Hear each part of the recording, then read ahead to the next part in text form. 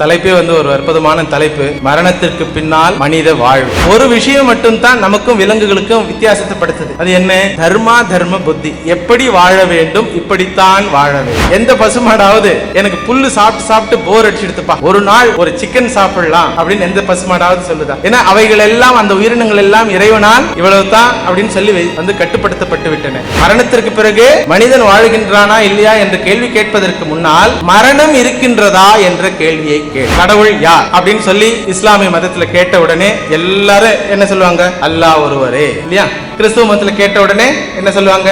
பரமபிதா, பகவான் Jesus, Holi spirit அப்படின்னு சொல்லுவாங்க. மூணுமே ஒருத்தர் அப்படின்னு. ஆனா இந்து மதத்துல யாருங்க உங்க சுவாமி அப்படின்னா அதை ஏன் கேக்குறீங்க? 33 கோடி பேர் இருக்கிறாங்க. மரணத்திற்கு பிறகு வாழ்க்கையே இல்ல, எல்லாம் இப்ப வாழற மனித வாழ்க்கை மட்டும்தான்.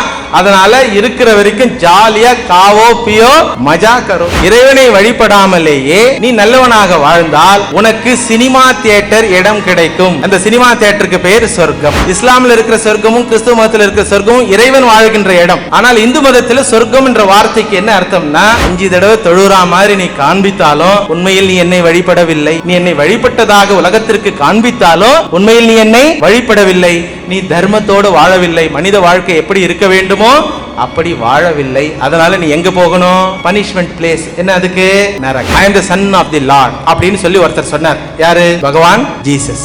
நான் இறைவனின் குழந்தை அப்படின்னார். அந்த காலத்துல மக்கள் அது இந்தியாவில் சொல்லி இருந்தா நம்ம எல்லாம் நமஸ்காரம் பண்ணிருப்போம். அடுத்தது வந்தாரு நம்ம இறை தூதர் நபிகள் நாயர். அவர் என்ன சொன்னாரு? அதெல்லாம் எல்லாருக்கும் ஒத்து வருமா தெரியாது. ஆனா எல்லாருக்கும் ஒத்து வரக்கூடிய ஒரு கருத்து, நான் இறைவனுடைய தாசன். எல்லாரும் யாருக்கிட்ட உறவு கொண்டாடுறோம்? பகவான் கிட்ட தான். அதனால நமக்குள்ள சண்டை போட்டுக்கலாமா? யோசனை பண்ண. அதனால பகவானே வெட்கப்படுவார். என் பேரை சொல்லி சண்டை போடுறீங்களேப்பா. விண்ணுலகத்திற்கு ஒரு கடவுள், மண்ணுலகத்திற்கு ஒரு கடவுளா? ஒரே இறைவன். அவனுடைய கருத்துக்களும் ஒன்றே. அது விண்ணுலகமாக இருக்கட்டும், மண்ணுலகமாக இருக்கட்டும்.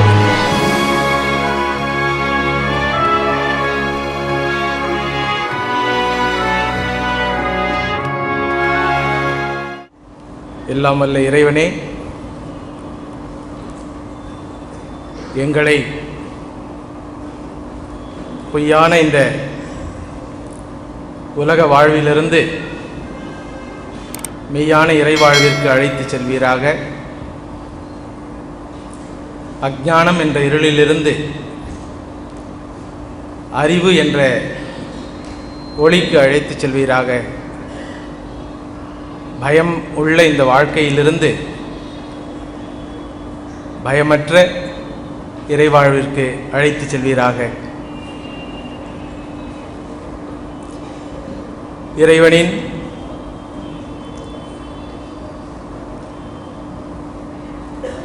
கோவிலாக விளங்கும் குழந்தை செல்வங்களே, அன்பான தாய்மார்களே, சகோதரர்களே,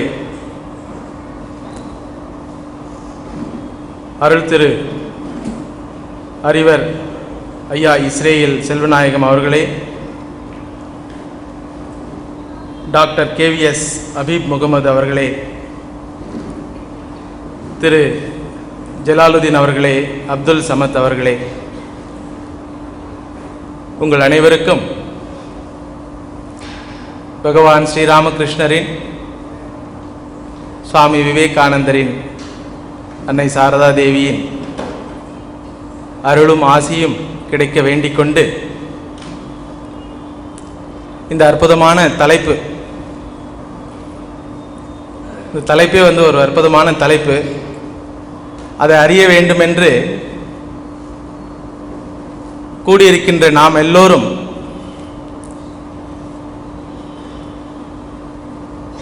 மிகவும் பாக்கியசாலிகள் என்று சொல்ல வேண்டும். தொடக்க உரையாற்றிய திரு ஜலாலுதீன் அவர்கள் கூறியபடி எத்தனையோ விஷயங்கள் இருக்கு. சனிக்கிழமை சாயந்தரம் அதெல்லாம் விட்டுட்டு இந்த தலைப்பில் பங்கேற்க நாம் கூடியிருக்கின்றோம். நம்மை கூட்டுவித்தவன் இறைவன். அவனை பற்றி சிறிது சிந்தனை செய்ய வேண்டும் என்று கூடியிருக்கின்றோம்.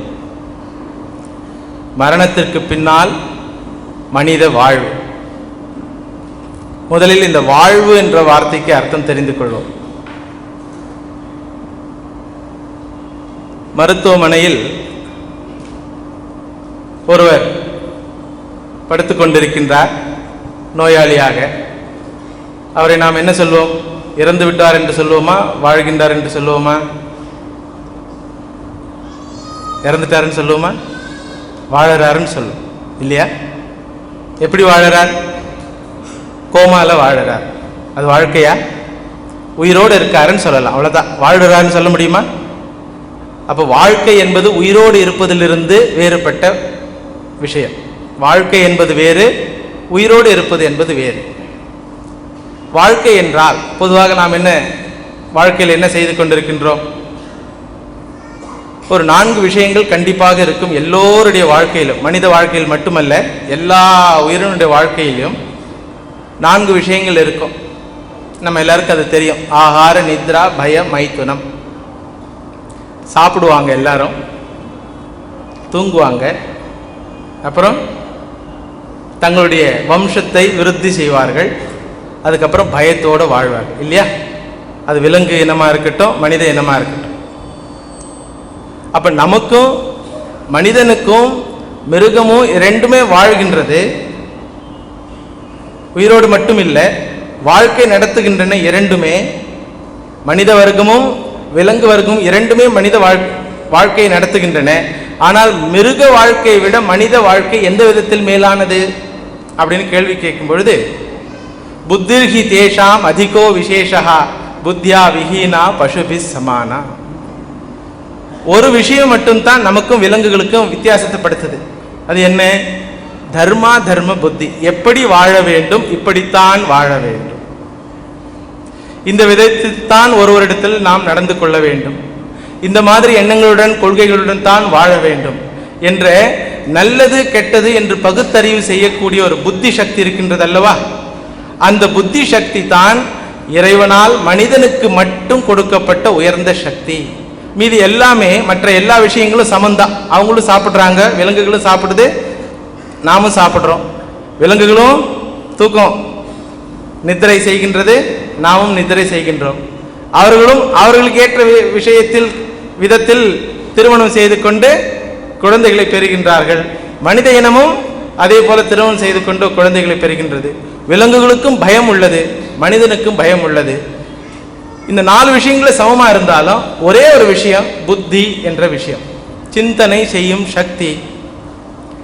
1,00,000 வருஷத்துக்கு முன்னாடி ஒருத்தர் நாயை கல் எடுத்து அடிக்கிறார். அந்த நாய் என்ன பண்ணியிருக்கோம்? வள்ளுன்னு குறைச்சிருக்கோம், கடிக்க வந்திருக்கோம், இல்லை ஓடி போயிருக்கும் இல்லைங்களா? இப்போ ஒருத்தர் கல் எடுத்து அடிக்கிறார், அந்த நாய் என்ன பண்ணும்? வள்ளுன்னு குறைக்கும், கடிக்க வரும், இல்லை ஓடி போகும், அதுதான் செய்யும். ஆனால் 1,00,000 வருஷத்துக்கு முன்னாடி மனிதனை யாரோ ஒருவர் கல் எடுத்து அடிச்சாருன்னா, அப்போ அந்த காலத்தில் என்ன பண்ணியிருப்பான்? மனுஷன், காட்டுவாசியா இருந்த மனுஷன், அவனும் பெரிய பாறாங்கல் எடுத்து அடிச்சிருப்பான் இல்லையா? இல்லை கடிச்சிருப்பான். ஆனா இப்போ கல் எடுத்து அடிக்கிறீங்கன்னு வச்சிங்களேன், இப்ப இருக்கிற மனுஷன் அதே மாதிரி செய்வானே? நீ கல் எடுத்து அடிச்சா நான் குண்டு போட்டுருவேன், துப்பாக்கில சுட்டு. இல்ல மனிதனுக்கு மட்டும் வெளியில சிரிக்கிற மாதிரி சிரித்து உள்ள வஞ்சனை செய்யக்கூடிய சக்தி இருக்கு இல்லையா? அந்த மாதிரி மனிதனுடைய வாழ்க்கையை பின்னப்படுத்துவது, வித்தியாசப்படுத்துவது எது என்றால் இந்த புத்தி சக்தி. இந்த புத்தி சக்தி நல்ல விதத்தில் அறிவுள்ள புத்தியாக இல்லாவிட்டால் மனித இனத்திற்கு மட்டுமல்ல உலகத்திற்கே கேடு விளைவிக்கக்கூடிய. அதனாலதான் எந்த பசுமாடாவது எனக்கு புல்லு சாப்பிட்டு சாப்பிட்டு போர் அடிச்சுடுத்துப்பா, ஒரு நாள் ஒரு சிக்கன் சாப்பிடலாம் அப்படின்னு எந்த பசுமாடாவது சொல்லுதா? ஏன்னா அவைகள் எல்லாம், அந்த உயிரினங்கள் எல்லாம் இறைவனால் இவ்வளவு தான் அப்படின்னு சொல்லி கட்டுப்படுத்தப்பட்டு விட்டன. மனிதனுக்கு மட்டும் இறைவன் சுதந்திரம், புத்தி சுதந்திரம் கொடுத்தான். அந்த சுதந்திரத்தை வைத்துக்கொண்டு மனிதன் மற்ற சகோதர மனிதர்களிடம் அன்புடன் பண்புடன் வாழ்ந்து இறைவனை அடைய முடியும், அல்லது தன்னையும் நாசம் செய்து கொண்டு அடுத்தவர்களுக்கும் நாசத்தை உருவாக்க முடியும். அதனால வாழ்வு என்பது விலங்கு வாழ்விலிருந்து வேறுபட்டது. எதனுடைய வாழ்வு? மனித வாழ்வு விலங்கு வாழ்க்கையிலிருந்து வேறுபட்டது. இது எல்லா மனிதர்களும் ஒத்துக்கிற விஷயம். இந்த மனித வாழ்விலிருந்து வேறுபட்ட வேறு ஏதாவது ஒரு வாழ்க்கை இருக்கின்றதா என்ற கேள்வி வருகின்றது. மனித வாழ்வு எது வரைக்கும் இருக்கும்? மனிதனுடைய உடம்பு இருக்கிற வரைக்கும் இருக்கும். மனிதன் உடல் இறந்து விட்ட பிறகு, அவனை அடைக்கலம் செய்து விட்ட பிறகு அல்லது எரித்து விட்ட பிறகு மனிதனுக்கு வாழ்க்கை இருக்கின்றதா இல்லையா? இந்த கேள்வி எல்லாருக்கும் இருக்கு. எல்லா சமயத்திலும் இந்த கேள்வி இருக்கு. பதில்களும் இந்த கேள்விக்கு இருக்கின்றது எல்லா சமயங்களிலும். உபநிஷதங்கள்னு ஒரு வேதத்தினுடைய ஒரு பகுதி, இந்து மதத்தினுடைய முக்கியமான வேதத்தினுடைய ஒரு பகுதி உபநிஷதங்கள். அதுல ஒரு 8 வயது குழந்தை கேட்கின்றான், மரணம் என்றால் என்ன? மரணத்திற்கு பிறகு வாழ்க்கை இருக்கின்றதா இல்லையா? அல்லது மரணத்தோடு இந்த வாழ்க்கை முடிந்து விடுகின்றதா இல்லையா அப்படின்னு சொல்லி 8 வயது பையன் யாருக்கிட்ட கேட்கிறான்னா, மரணத்துக்கிட்டே கேட்கிற மாதிரி ஒரு கதை. நச்சிகேதன் பேர் அந்த குழந்தையினுடைய பெயர். அப்போ அந்த ஆசிரியராக இருக்கக்கூடியவர் சொல்லுகின்றார், குழந்தாய், மரணத்திற்கு பிறகு மனிதன் வாழ்கின்றானா இல்லையான்னு கேள்வி கேட்கிறியே, மரணம் இருக்குதா இல்லையான்னு கேள்வி கேளு. மரணத்திற்கு பிறகு மனிதன் வாழ்கின்றானா இல்லையா என்ற கேள்வி கேட்பதற்கு முன்னால் மரணம் இருக்கின்றதா என்ற கேள்வியை கேள். அதுக்கப்புறம் தான் அது இருக்குதுன்னு தெரிஞ்ச பிறகு அதுக்கப்புறம் நம்ம எல்லாம் இருக்க போறோமா இல்லையான்றதுதான். அப்ப உடனே அந்த குழந்தை சொல்றான், சரி சொல்லுங்க, மரணம் இருக்கின்றதா இல்லையா?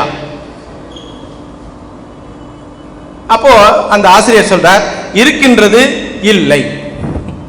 அது எப்படி? ஒரே விஷயம் இருக்குதுன்னு சொல்றீங்க, இல்லைன்னு சொல்றீங்க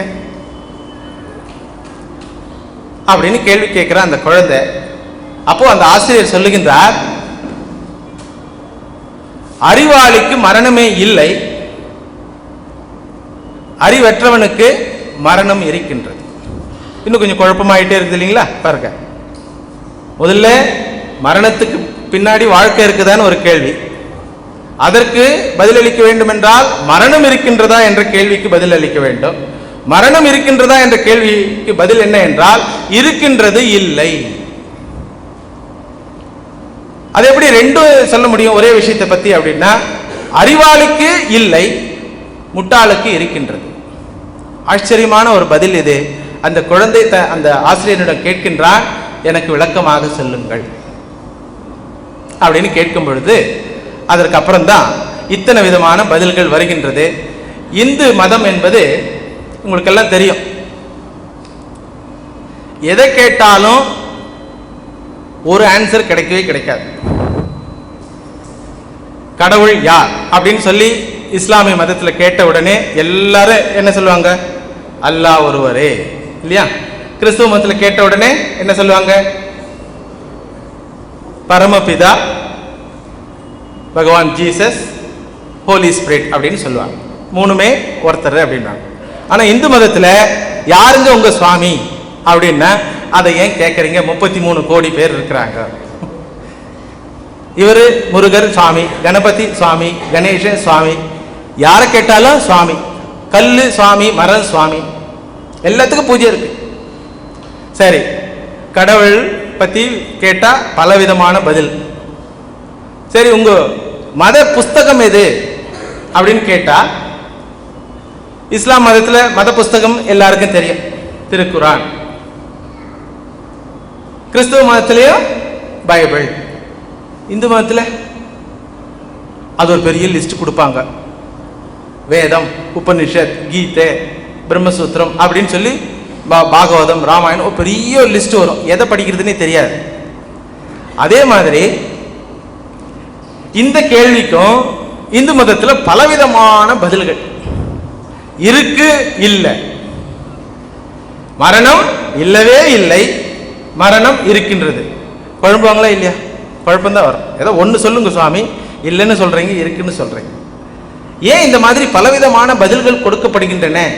ஏன் இது மாதிரி இந்த பலதரப்பட்ட உருவங்களில் இறைவன் வழிபடப்படுகின்றான்? ஆனா அதே இந்து கேட்டீங்கன்னா, எத்தனை சுவாமிங்க உங்களுக்கு அப்படின்னா அவர் என்ன சொல்லுவார்? ஒரே சுவாமின்னு. ஒரே சுவாமி, கணபதியும் சுவாமி, முருகரும் சுவாமி, அப்புறம் சிவனும் சுவாமி. எப்படி உங்களுக்கு குழப்பமே இல்லையா? குழப்பமே இல்லை, ஒருத்தர் தான். அப்போ ஏன் இந்த மாதிரி பலதரப்பட்ட வெரைட்டிஸ் கொடுக்கப்படுகின்றது என்றால், மனித சமுதாயம் பல நிலைகளில் உள்ளது. அறிவு சக்தியில் எல்லாருக்கும் ஒரே விதமான அறிவு சக்தி இல்லை. பல நிலைகளில் இருப்பதனால் அந்தந்த நிலைகளில் இருப்பவன் அந்த விஷயத்தை புரிந்து கொண்டு அதிலிருந்து மேல் நிலைக்கு செல்லட்டும் என்ற ஒரு தாராள மனப்பான்மையுடன் இந்த பதில்கள் கொடுக்கப்பட்டன. நான் இந்த நம்முடைய கேள்விக்கு பதில் மட்டும் சொல்லிடுறேன். மரணத்திற்கு பின்னால் மனித வாழ்வு இருக்கின்றதா இல்லையா?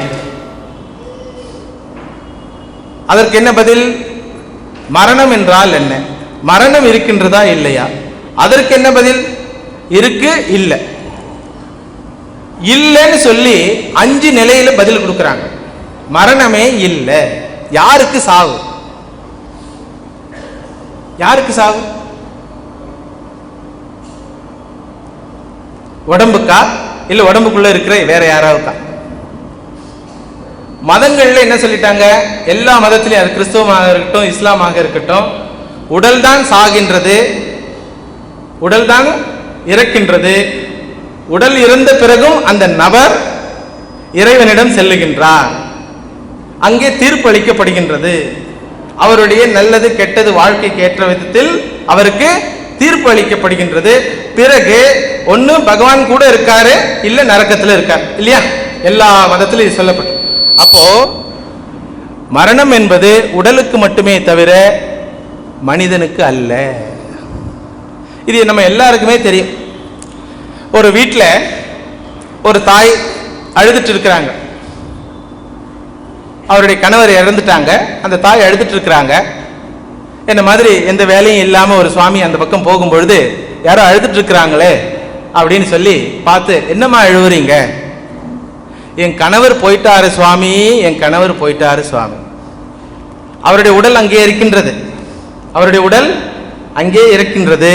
அந்த உடலை கட்டி கொண்டு தான் அந்த தாயார் அழுகின்றார். என்ன அழுகின்றார்? என் கணவர் போயிட்டாரு. எங்க போயிட்டார்? இங்க தானம்மா இருக்கார், படுத்துட்டு இருக்காரம்மா. உடனே அந்த அம்மா என்ன சொல்லுவாங்க? என்ன சுவாமி இது கூட தெரியாம இருக்குது, இது என்னுடைய கணவருடைய உடல் தானே, இந்த உடல் என்னுடைய கணவர் அல்ல, இது என்னுடைய கணவருடைய உடல். அப்போ கணவருடைய உடல் கணவர் இல்லை என்றால் கணவர் என்பவன் யார்? குழந்தையின் உடல் குழந்தை இல்லை என்றால் குழந்தை என்பது யார் அப்படின்னு கேள்வி வருது. அது நம்ம எல்லாரும் புரிந்து கொள்ள முயற்சி செய்கின்றோம். நான் உடலில் வாழ்கின்றேனே தவிர நான் உடல் அல்ல. ஒத்துக்கிறீங்களா? நான் இந்த உடலில் வாழ்கின்றேன், ஆனால் நான் உடல் அல்ல. எல்லா சமயத்திலும் இந்த கருத்துக்கள் இருக்கின்றன. அதனால தான் நான் இறந்த பிறகுன்னு சொல்றான். அவனே சொல்றான், நான் இறந்த பிறகும் நான் சொர்க்கத்துக்கு போவேன் அப்படின்றான். கான்ட்ரடிக்ஷன் தெரியுது இல்லையா? நான் இறந்த பிறகு திருப்பி எப்படி நீ இறந்துட்ட பிறகு எப்படி சொர்க்கத்துக்கு போவ அப்படின்னும் போது அவனே பதில் சொல்றான், நான் இறந்த பிறகு என்று சொன்னால் என் உடல் இறந்த பிறகு நான் செல்லுவேன் இறைவனிடத்தில் அப்படின்னு சொல்றேன். அப்போ உடலில் இருந்து தனிப்பட்ட ஒரு விஷயம் நம்ம எல்லாரும் ஒத்துக்கிற விஷயம். எல்லா மதத்திலும் இது இருக்கு. இதை நாஸ்திகவாதிகள் ஒப்புக்கொள்வதில்லை. நாஸ்திகவாதிகள்னா யாரு? கடவுள்னு ஒருத்தர் இல்லவே இல்லை. அதுக்கப்புறம் மரணத்திற்கு பிறகு வாழ்க்கையே இல்லை, எல்லாம் இப்ப வாழற மனித வாழ்க்கை மட்டும்தான். அதனால இருக்கிற வரைக்கும் ஜாலியா காவோ பியோ மஜா கரோ, சாப்பிடு தூங்கு நல்ல ஆனந்தமா இரு. காசு வேணுமே சுவாமி சாப்பிடுறதுக்குன்னா கடன் வாங்கு, கடன் வாங்கி நெய் போட்டு சாப்பிடு. கடன் கொடுத்தவன் கேட்டா நீ கொடுக்க தேவையில்லை.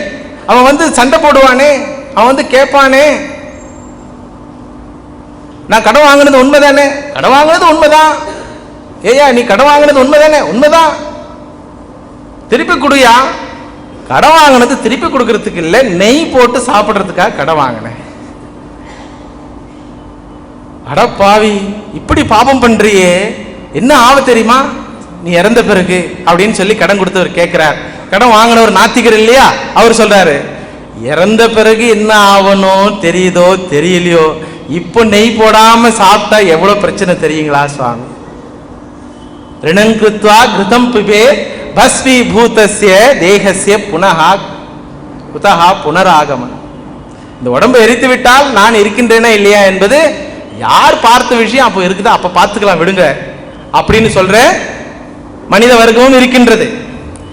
இறந்த பிறகும், உடல் இறந்த பிறகும் நான் வாழப் போகின்றேன் என்று நம்பிக்கொண்டிருக்கின்ற மனித வர்க்கமும் இருக்கின்றது. இந்த நம்பிக்கை உள்ள மனித வர்க்கத்திற்கு பெயர் ஆன்மீகவாதிகள், நம்பிக்கையற்ற மனித வர்க்கத்திற்கு பெயர் உலகவாதிகள். இல்லையா? இப்ப நம்ம எல்லாம் ஆன்மீகவாதிகள். அதனாலதான் இங்க வந்து இந்த கருத்துக்கு வந்து உட்காரணும்னா இல்லையா, நமக்கெல்லாம் ஒரு நம்பிக்கை இருக்கு, நம்ம இறந்த பிறகும் உயிர் வாழ போறோம். எங்க போக போறோன்றது தான் பிரச்சனையே தவிர, ஆனா கண்டிப்பா எங்க ஒரு இடத்துல போக போறோம் அப்படின்றதுதான். அப்போ இந்து மதத்தினுடைய கருத்து பிரகாரம் பாத்தீங்கன்னா என்ன சொல்லுச்சு, உனக்கு மரணமே இல்லை அப்படின்னு சொல்லும் பொழுது, உடலுக்கு மரணம் இருக்கின்றது, உனக்கு மரணம் இல்லை. உனக்கு மரணம் இல்லை. மரணம் இல்லைன்னா அப்ப என்னுடைய கண்டிஷன் என்ன ஆகும் அப்படின்னும் போது ஒரு 4-5 வெரைட்டி கொடுக்குது. நீ நல்லவனாக வாழ்ந்தால் இறைவனை வழிபடாமலேயே நல்லவர்களாக வாழ்கின்றார்கள். இல்லையா? எத்தனையோ பேர் நாத்திகவாதிகளா இருந்தால் நல்லவங்களா இருக்கிறாங்க. இறைவனை வழிபடாமலேயே நீ நல்லவனாக வாழ்ந்தால் உனக்கு சினிமா தியேட்டர் இடம் கிடைக்கும். அந்த சினிமா தியேட்டருக்கு பெயர் சொர்க்கம்.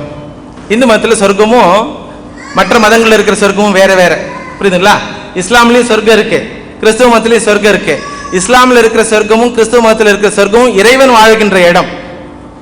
ஆனால் இந்து மதத்தில் சொர்க்கம் என்ற வார்த்தைக்கு என்ன அர்த்தம்னா, டான்ஸ் போடுறவங்க, பாட்டு பாடுறவங்க இருக்கிற இடம். இந்திரன் சந்திரன் சொல்லி கேள்விப்பட்டிருப்பீங்க. நீ வந்து இறைவனை வழிபடாமல் நல்லவனாக வாழ்ந்து நல்ல காரியங்களை செய்து மற்றவர்களுக்கு சேவை செய்து வாழ்ந்தால், தர்மத்தோடு இருந்தால் உனக்கு எந்த இடத்துல இடம் கிடைக்கும்? ஒரு என்டர்டெயின்மெண்ட் பிளேஸ். அந்த பிளேஸுக்கு பேர் என்ன? சொர்க்கம். இறைவனிடத்தில் பக்தி கொண்டு, பக்தி மற்றும் தர்மம் இரண்டும் சேர்ந்து நல்லவனாகவும் வாழ்ந்து இறைவனிடத்திலும் பக்தி கொண்டு வாழ்ந்திருந்தால் இறைவனிடத்தில் போய் சேருவாய். அதுக்கு வந்து வைகுண்டம், சிவலோகம், பிரம்மலோகம், எத்தனையோ பெயர்கள் உள்ளன. இறைவனிடத்தில் பக்தி கொண்டு நல்லவனாக வாழாவிட்டால் நரகத்துக்கு தான் போவேன். இதுவும் எல்லா மதத்திலும் இருக்குது. இப்போ இஸ்லாம்ல எடுத்துங்க, 5 வேளையும் தொழுற. அப்படி 5 வேளையும் தொழுறவரு மனித நேயத்தோட வாழாம மற்றவர்களுக்கெல்லாம் தொந்தரவு கொடுத்து பொய் பித்தலாட்டம் செய்து வாழ்ந்து இறந்து விட்டால் தீர்ப்பு நாளில் என்ன தீர்ப்பு கிடைக்கும்? என்ன பண்ணுவார் பகவான்? அல்லாஹ் என்ன பண்ணுவார்? வந்து பக்கத்தில் உட்காருப்பான்னு சொல்லுவாரா? என்ன சொல்லுவார்? 5 தடவை தொழுறா மாதிரி நீ காண்பித்தாலும் உண்மையில் நீ என்னை வழிபடவில்லை. நீ என்னை வழிபட்டதாக உலகத்திற்கு காண்பித்தாலும் உண்மையில் நீ என்னை வழிபடவில்லை. நீ தர்மத்தோடு வாழவில்லை. மனித வாழ்க்கை எப்படி இருக்க வேண்டுமோ அப்படி வாழவில்லை. அதனால நீ எங்க போகணும்? Punishment place. என்ன அதுக்கு? நரகம். அப்போ இறைவனை நாம் வழிபடுகின்றோமோ இல்லையோ என்பது கருத்து அல்ல. தர்மத்துடன் இருக்கின்றோமா இல்லையா, மனித நேயத்துடன் இருக்கின்றோமா இல்லையா, எல்லா மதத்திலும் இது சொல்லப்பட்ட விஷயம். முதலில் தர்மத்துடன் இரு, மனித நேயத்துடன் இரு, பிற சகோதரர்களை அன்பு செய். கருத்து வேறுபாடுகள் இருக்கலாம், ஆனால் மற்றவர்களுக்கு தீங்கு இழைக்காதே. பிறகு உனக்கு இந்த அறிவை அளித்த, இந்த வாழ்க்கையை அளித்த இறைவனையும் வழிபட்டு கடைசியில் நீ எங்க சேர வேண்டும்? பகவான் இடத்துல போய் பார்ப்போம். அப்போ போகணும்னு சொல்லும் பொழுது பகவான் கிட்ட போன பிறகு நம்ம எல்லாம் பகவான் கிட்ட போறோம். எனக்கு கண்டிப்பா போக போறோம், அதில் ஒன்றும் சந்தேகம் இல்லை. இந்த இடத்துக்கு வரவே மாட்டோம், புரியுதுல்ல? இந்த இடத்துக்கு வந்திருக்கிறோம்னாவே ஏதோ ஒரு அறிவு முதிர்ச்சி இருக்கின்றது, இறைவனுடைய அனுகிரகம் இருக்கின்றது, நம்முடைய வாழ்க்கை தர்மத்துடன் இருக்கின்றது, இறை பக்தியுடன் இருக்கின்றது. அப்போ இறைவனிடத்தில் செல்லும் பொழுது அங்க சென்று அங்கேயும் தர்மத்தோடு இருக்கணுமா, இல்ல அங்க போய் அயோக்கியத்தனம் பண்ணலாமா? அங்க போனா என்ன பண்ணும்? பகவான் கிட்டையும் பக்தி, அங்கேயும் பக்தி தான், அங்கேயும் தர்மம் தான். போறதுக்கும் பக்தி தர்மம் முக்கியம், போன பிறகு அதே பக்தி தர்மம் முக்கியம். அதனால போகின்றவர் அங்க போன பிறகு இறந்து விடுவாரா? அடுத்த கேள்வி. இங்க உடம்புல இறந்துட்டார், அங்க போயிட்டார், அங்க போன பிறகு இறந்துடுவாரா? அங்கேயும் இறக்க மாட்டார். அப்போ வாழ்க்கை என்பது ஒன்று, வாழ்க்கை என்பது ஒன்று. அது மனித உருவில் சில காலம் இருக்கின்றது. இறைவனுடைய தாசனாக, இறைவனுடைய அன்பனாக, இறைவனுக்கு தொண்டு செய்பவனாக, அவன் புகழை பாடுபவனாக வேறு ஒரு உருவத்தில் இருக்க போறோம் இல்லையா? அப்போ வாழ்க்கை என்பது ஒன்று. மனித உடலில் இருக்கும் வரை அதற்கு பெயர் மனித வாழ்வு. மனித உடல் போன பிறகும் அந்த வாழ்க்கை இருக்கின்றது. அது இறைவனோடு சேர்ந்திருந்தால் அந்த வாழ்க்கைக்கு பெயர் இறை வாழ்க்கை இல்லையா? அப்போ இறப்பு என்பது யாருக்கு? முதல்ல என்ன சொன்னாங்க? இந்து மதத்தில் சாவே இல்லைன்னுட்டாங்க. எப்படிங்க அது சாவே இல்லைன்னா? இப்படித்தான், நமக்கு சாவே இல்லை. உடல் தான் இறக்க போகின்றது. உடலை விட்டாலும் நாம் அனைவரும் வாழப்போகின்றோம். இறைவனோடு வாழப்போகின்றோமா அல்லது தண்டனை அனுபவித்து வாழப்போகின்றோமா என்றதுதான் கேள்வி. கரெக்டா? ஒழுக்கத்துடனும் இறை பக்தியுடனும் வாழ்ந்தால் இறைவனுடன் வாழப் போகின்றோம். ஒழுக்கம் இல்லாமல் இறை பக்தி இல்லாமல் வாழ்ந்தால் தண்டனை அனுபவிக்கின்ற வாழ்க்கையாக இருக்கும். அப்படி என்றால் இந்த வாழ்க்கைக்கு முடிவே இல்லை. ஒரே வாழ்க்கை, ரெண்டு வேஷங்கள், ஒன்று மனித வேஷம், இன்னொன்று இறை வாழ்க்கை என்ற வேஷம். அந்த அங்க இறைவனிடத்துல போன பிறகு நமக்கு இதே மாதிரி உடம்பு இருக்குன்னு நினைக்கிறீங்களா? இருக்கீங்களா? இல்ல, ஏஞ்சல் பாடின்னு சொல்லுவாங்க இல்லையா? பைபிள் எல்லாம் வரும் ஏஞ்சல் பாடி. எந்த பாடியோ இருக்கட்டும், ஆனா நம்ம உயிரோடு இருக்கட்டும். அதனால மரணம் என்பது உடலுக்கே தவிர மனிதனுக்கு அல்ல. எனவே மனிதன் மரணமற்றவன். மரணம் என்பது மனித உடலுக்கே தவிர அவனுடைய ஆன்மாவிற்கு இல்லை, அவனுக்கு இல்லை. எனவே அவன் மரணமற்றவன். இந்த மரணமற்றவனை எப்பொழுது நாம் தெரிந்து கொள்கின்றோமோ அப்பொழுது இந்த மனித வாழ்க்கையும் மரணமற்ற வாழ்க்கையாக மாறிவிடும். அதுதான் வேதத்தில் ஒரு மந்திரத்தில் சொல்லுவாங்க, ஸ்ருண்வந்து விஸ்வே அமிர்தஸ்ய புத்ரா ஆயே தாமானி திவ்யானி தத்சு வேதாகமேதம் புருஷம் மகாந்தம் ஆதித்ய வர்ணம் தமசப் பரஸ்தா தமேவம் விதித்வா அதிமிருத்துமேதி ந அந்யப்பந்தா அயனாய வித்யதே. உடலை தவிர்த்து யாரோ ஒருவனாக நீ இருக்கின்றாய், உனக்கே தெரியும் உடல் நீ அல்ல என்று. அதனால தான் நான் பகவான் கிட்ட போகணும்னு ஆசைப்படும் பொழுது அந்த ஆசையே நான் உடல் அல்ல என்பதற்கு அத்தாட்சி. ஏன்னா பகவான் கிட்ட நான் போகணும்னு ஆசைப்படுறோம் இல்லையா? அப்ப ஆசைப்படுற ஆள் யாரு? உடம்பா வேற யாரோவா? உடல் ஆசைப்பட முடியாது, எல்லாருக்குமே தெரியும். உடலை எங்கே சுட்டு விடுவார்கள் அல்லது அடக்கலம் செய்து விடுவார்கள். ஆனால் பகவானிடத்தில் செல்ல வேண்டும், இன்னொரு இடத்தில் செல்ல வேண்டும் என்று ஆசைப்படுவதே நான் உடல் அல்ல என்பதற்கு அத்தாட்சி. அந்த அத்தாட்சி இருப்பதனால் எல்லா மதங்களும் என்ன சொல்லுகின்றது என்றால், இந்த மனித உடலில் உள்ள வாழ்க்கை இறைவனுடைய அருள் கொடை. மிருகமாக படைத்திருந்தால் இந்த சிந்தனை சக்தி செய்யக்கூடிய சக்தியே இருக்காது, தன்னை படைத்தவனை தெரிந்து கொள்ளக்கூடிய சக்தி இருக்காது. ஆனால் மனித உடலில் இருக்கும் வரையில் இந்த சிந்தனை செய்யக்கூடிய சக்தி இருக்கின்றது. தன்னை படைத்தவனை, தனக்காக எதையும் செய்ய தயாராக இருப்பவனை, தனக்கு அருள் பாலிப்பவனை, தன்னை தீர்மானம் செய்யக்கூடியவனை, தனக்கு தீர்ப்பு அளிக்கக்கூடியவனை அறிந்து கொள்ளும் பாக்கியம் எந்த உடலில் உள்ளது? மனித உடலில் உள்ளது. எனவே இந்த மனித வாழ்க்கையை வீணடித்து விடாதீர்கள் சிறிய விஷயங்களில். என்ன சிறிய விஷயங்கள்? நான் ஏற்கனவே சொன்னேன், ஆகார நித்ரா பயம் மைத்துனம். சாப்பிட்றது, தூங்குறது, கல்யாணம் பண்ணிக்கிறது, அப்புறம் பயத்தோடு மற்றவங்க கூட சண்டை போடுறது. பயம்னா சண்டை போடுறதுன்னு அர்த்தம். இந்த 4 விஷயங்களில் மட்டும் நான் வீணடித்து விட்டால் மனித வாழ்க்கையை, நமக்கும் விலங்குகளுக்கும் எந்த ஒரு வித்தியாசமும் இருக்காது. எனவே நம்முடைய இந்து மதத்தினுடைய பார்வையில் பார்த்தால் மனிதன் மரணமற்றவன். மரணமற்றவனாக இருக்கும் பொழுதே 3 விதங்கள்ல இருக்க முடியும், வாய்ப்பு இருக்கு. நான் ஏற்கனவே சொன்னேன், இந்து மதத்தில் ஒரு கேள்விக்கு பல ஆன்சர் இருக்கும். இப்போ மரணமற்றவன்றதை கொஞ்சம் புரிஞ்சுக்கணும். மரணமற்றவனா சொல்றீங்களே, நான் மரணமற்றவனாக இருந்து இறைவனுக்கு தாசனாக இருப்பேனா இறைவனுடைய குழந்தையாக இருப்பேனா இல்லை இறைவனாவே இருப்பேனா? ஏன்னா பகவானுக்கும் மரணம் கிடையாது இல்லையா? அப்போ நான் இறைவனுடைய தாசனாக இருப்பேனா அல்லது இறை குழந்தையாக இருப்பேனா இல்லை இறைவனாக இருப்பேனா அப்படின்னு கேள்வி கேட்கும் பொழுது இந்து மதத்தில் சொல்லிட்டாங்க, அதெல்லாம் உன்னை பொறுத்த விஷயம்பா அப்படின்ட்டாங்க. என்ன சொல்றீங்க? நீ இறைவனாகவும் இருக்கலாம், இறைவனுடைய குழந்தையாக இருக்கலாம், இறைவனுடைய தாசனாகவும் இருக்கலாம், எப்படி ஆசைப்படுறியோ அப்படி இருந்துக்கோ. அதனால தான் இந்து மதத்தில் பார்த்தீங்கன்னா ரிஷிகள் எல்லாம் மாறு தட்டி சொல்றாங்க, அகம் பிரம்மாஸ்மி, நானே அவன். அனல் ஹக் கேள்விப்பட்டிருக்கீங்களா இந்த வார்த்தையை? அனல் ஹக் சூஃபிசம். இதுல சூஃபிஸ்ல இருந்த மகான்கள்லாம் இதை சொல்லுவாங்க, அனல் ஹக், நானே அவன். நானே அவன்னா எவன்? நானே அந்த இறைவன். இப்படி ஒருத்தர் சொல்லிட்டு இருந்தார். இப்படி ஒருத்தர் சொன்னார்,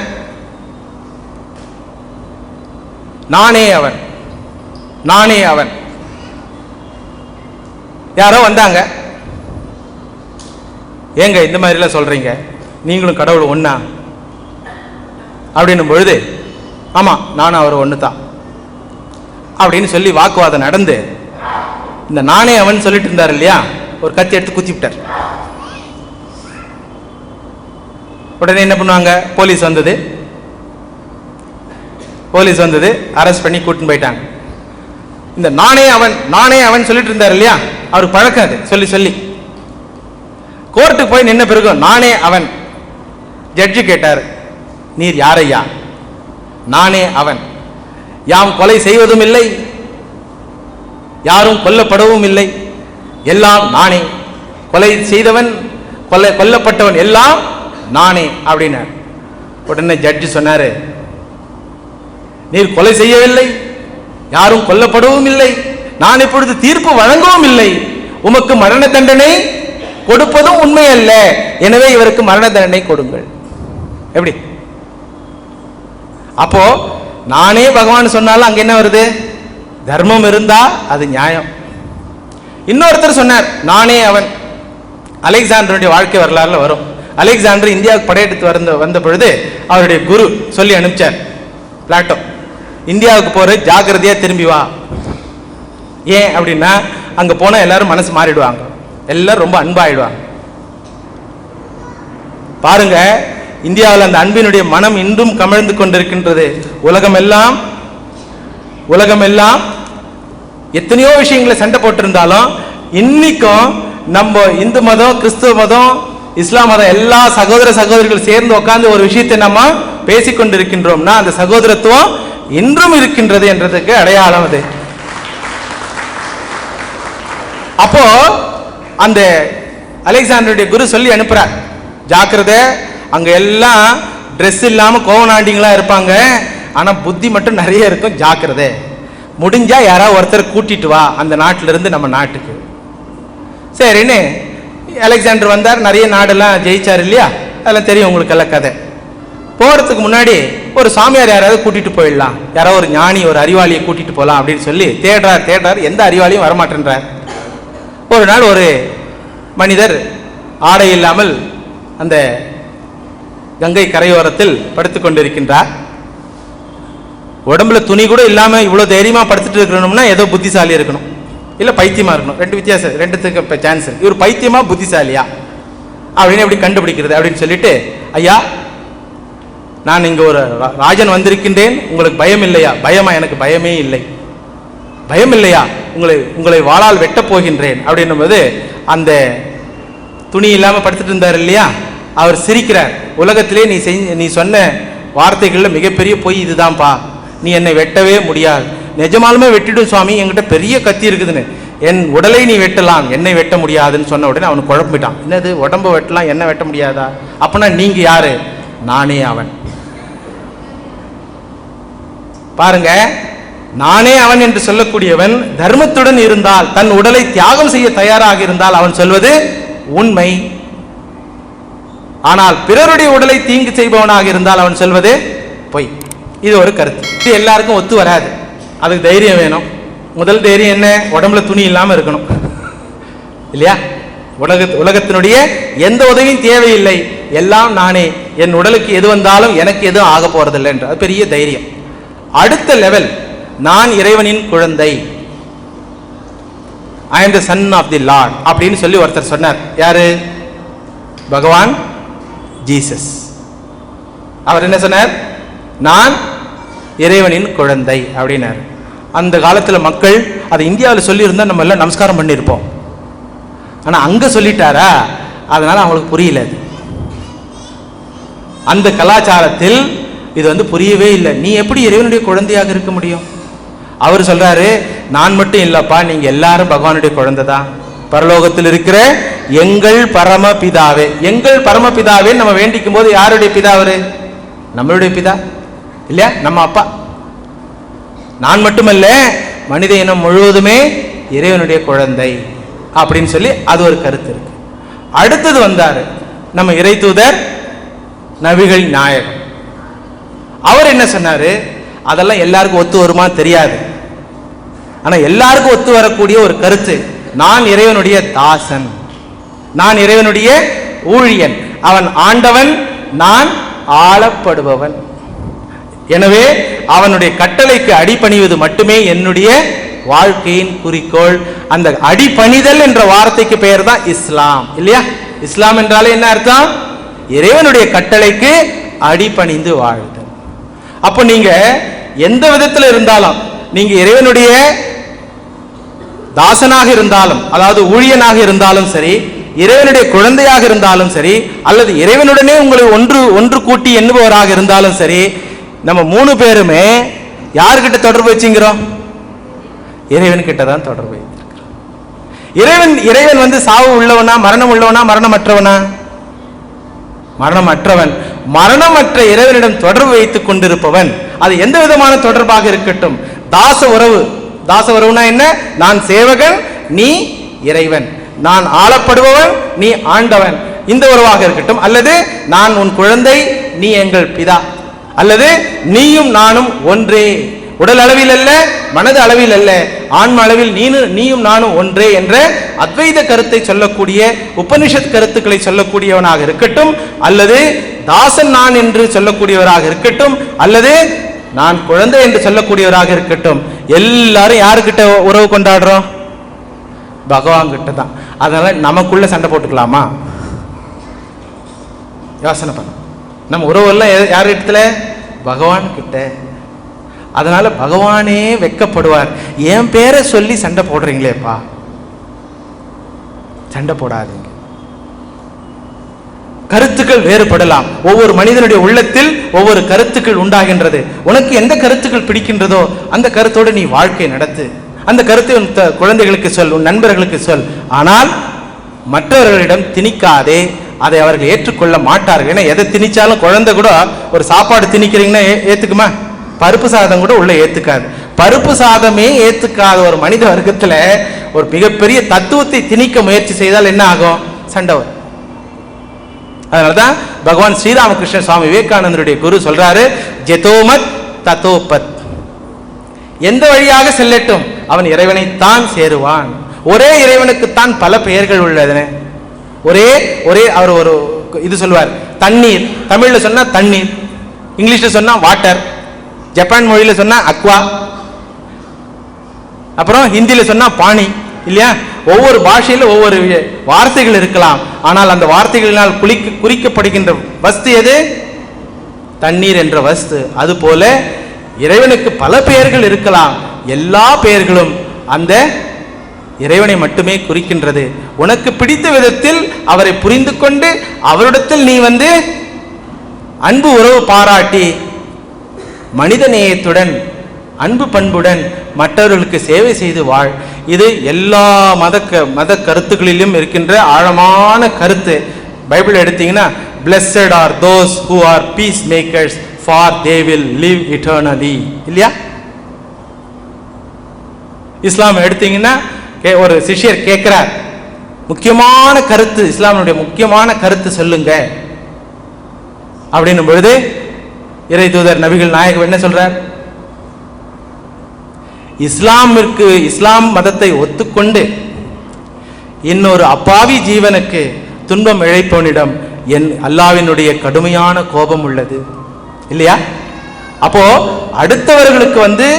அடுத்தவர்களுக்கு சேவை செய்து அன்பு பண்போடு வாழ்வது இந்த வாழ்க்கையினுடைய லட்சியம். அது மனித வாழ்க்கையாக இருக்கட்டும், இறை வாழ்க்கையாக இருக்கட்டும், இந்த மனித உடலில்லாது இருக்கட்டும் அல்லது டிவைன் பாடியிலாவது இருக்கட்டும், அதாவது ஏஞ்சல் உடலில்லாது இருக்கட்டும், இங்காவது இருக்க மண்ணுலகத்திலாவது இருக்கட்டும், விண்ணுலகத்திலாவது இருக்கட்டும், இரண்டு விஷயம் நம்முடன் இருந்தால் மட்டுமே நாம் இறைவனுடன் இருக்க முடியும்.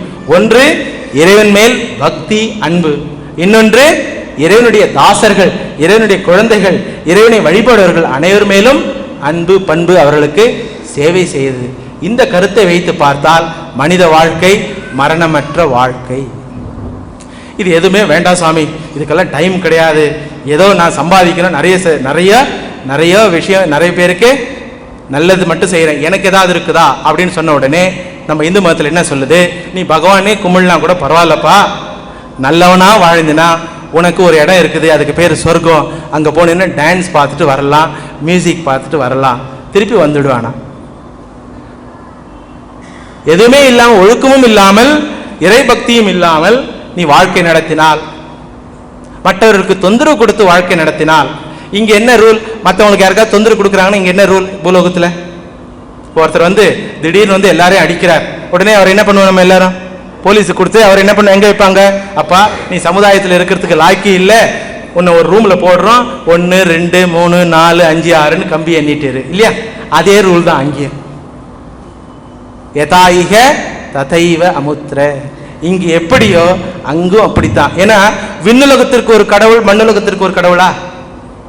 ஒரே இறைவன், அவனுடைய கருத்துக்களும் ஒன்றே.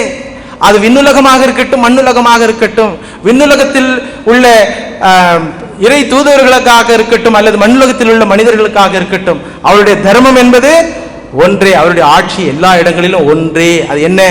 அன்பு என்ற ஆட்சி.